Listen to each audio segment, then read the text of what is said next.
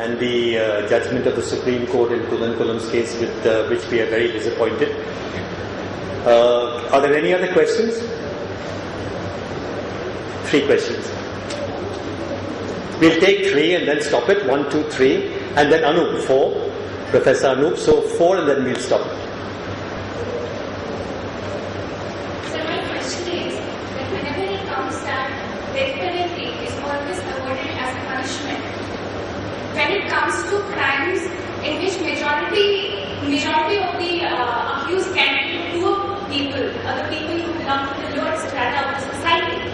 However, when it is about corporate negligence, when we talk about Bhullar tragedy and cases like that, people can get away by coming under death by negligence. Their offences are treated as death by negligence. There they don't have the punishment and they don't have death penalty, they don't have the provision of death penalty. So isn't the state targeting the society, the lower strata of the society, which does not have the basic abilities to go to the higher level of to seek justice in a more proper way? Well, I am not in favor of death penalty, as I told you. You are right, you are saying that those who are making corporate crimes, which are virtually eating the vitals of the society, so they are the society. Under our present law, the penalty for them is much lighter than a person is committing murder. You are right, that is the, let me say so, the lopsided version of the law, lopsided way. Because law is made for the ruling class, made by the ruling class. See, now with the intervention of constitution and the courts, there is some social beneficial legislation are being made. But when at the point of time when IBC was dropped during our colonial days, those concepts were virtually absent. You raised a very important jurisprudential question. That is much wider than the canvas of whether death penalty should be abolished or not. It's a question whether a person making economic offences, whether they should be very seriously dealt with. In their cases, you see, before you file a complaint, you have to take a sanction. In many cases, because these economic offences are never committed without the aid and they are all aided, related by the official wing of our executive. And if you want to bring the entire people within the net, because any official person having an office, you have to ask for sanction, and sanction is never given. Now the entire conciliatory angle is never properly formed and people get out of the net. So right, law as it is framed now is being in favor of the corporate sector. Right? I agree.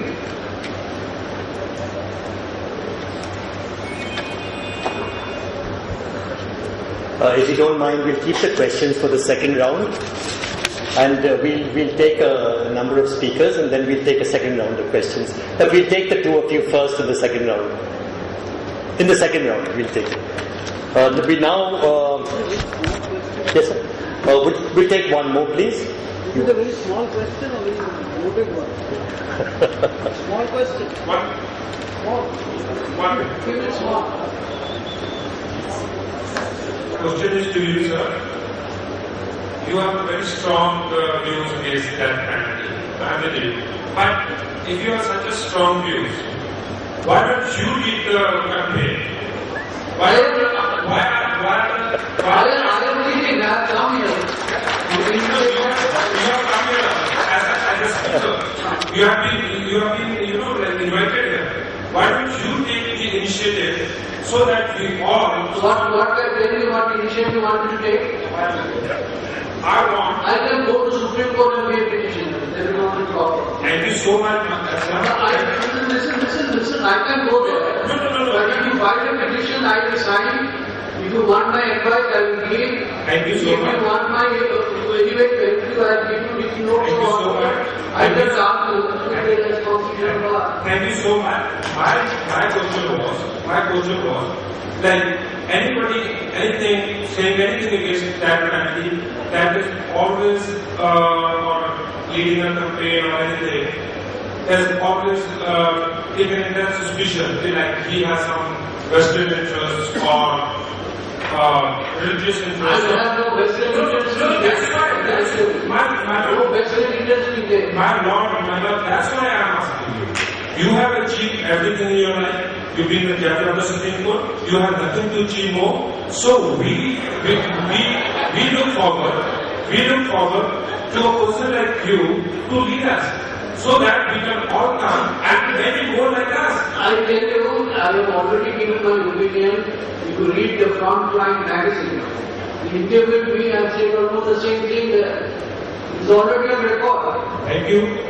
But we also want that you should also bring more people of your stature for this cause, so that the people who are interested to learn, they should be saved from gathering. I tell you, people of my stature think that I have no aspirate. They think a judge shouldn't speak like that.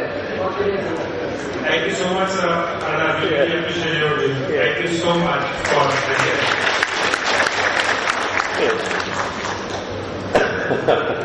And now we take the rest of the speakers. We'll take Smriti, who will speak a bit about the Verma Committee report, and she'll explain briefly about how Justice Verma, when he was faced with calls for the death sentence for violence against women cases, Justice Verma and his committee stood very strong and very firm against the death sentence. Things changed after 16 December, and we saw a lot of people coming on the roads. What women's groups were trying to do for years, we got a lot of support, and finally Justice Verma with Leela Seth and Gopal Subramaniam collected over 1,000 submissions, and within a month Justice Verma Committee report was out. Justice Verma Committee report is considered as one of the most progressive reports in the country, and as a blueprint by the women's organization for an ideal society and for curbing violence against women. The report clearly has various case laws of for and against death penalty. The report clearly says that how countries have gone for abolishing death penalty. Even in fact last year, Working Group on Human Rights India gave its report, 2012 report, and it says that there is no need for making changes to the law for death penalty or chemical castrations. The women's group from day one have said that we don't want death penalty. Death penalty won't be, like it says, seeking of death penalty would be a regressive step in the field of sentencing and reformation. Justice Verma Committee report clearly states that for life imprisonment, which means imprisonment till death, but nowhere has it suggested that it wants death penalty. Justice Verma Committee report came out within a month's time in January, and we saw it was followed by the criminal law amendment, which came into force from February. It's a law which talks about trafficking, stalking, voyeurism, acid attack, which we have been demanding for years, but it was only now after the Verma Committee report that these things were taken and there were amendments made to the law. Since the committee report, or since the 16 December rape case, 300 cases have been reported of rape. So if death penalty was the answer and that it would have been a deterrent, these cases would have come out.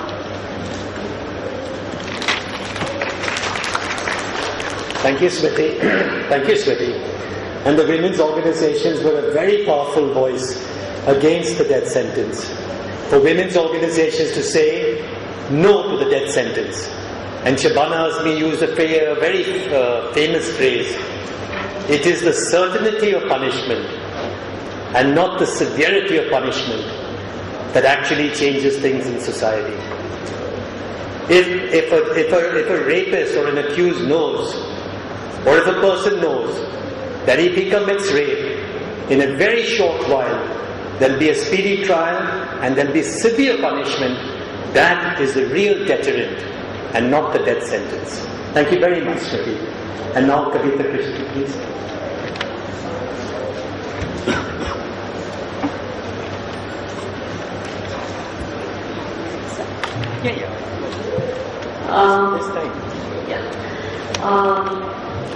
I'm very glad that this is being organized, and especially at a time when I think there is this sort of revival of the demand for death penalty and a spate of death penalty verdicts that are coming out. And I've been asked to speak. In India, I think that in the movement after December 16th, where so many of us had a part, there are two things which I noticed. One was that, of course, spontaneously the slogan often comes up. Alright, or spontaneously people do say Phansi do, people do say, punish with death, people do say give a severe punishment, and so on and so forth. I don't take that to be, one of the questioners here had asked about whether it's about being educated or not and so on, and I don't see it that way. I see that when people raise that kind of slogan in a context where a terrible crime has occurred, then it is displaying an anger against impunity. That is not a referendum on the death sentence. That is not a referendum on the death penalty. It is a natural expression of anger.